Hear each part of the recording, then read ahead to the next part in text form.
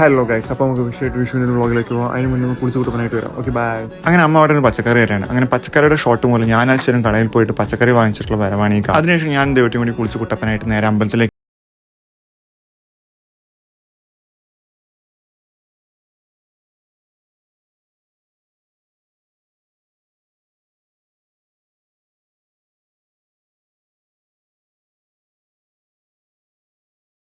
നാളെ ജഗന്റെ 2 വെടിക്കെട്ടും കഴിഞ്ഞിട്ടാണ് ഞങ്ങൾ അവിടെ നിന്ന് യാത്രയായത്.